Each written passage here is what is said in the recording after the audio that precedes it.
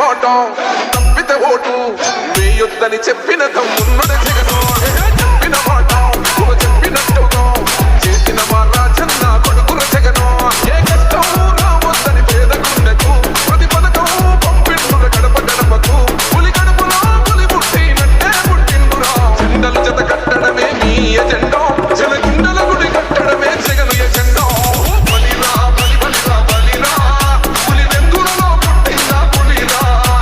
కుర్చీల కూర్చోవడమే మీ ఎజెండా జనమే ఇవ్వాలన్నది జగను ఎజెండా బలిరా బలి బలిరా బలిరా వేద బతుకుల మార్చినది ఆ పులిరా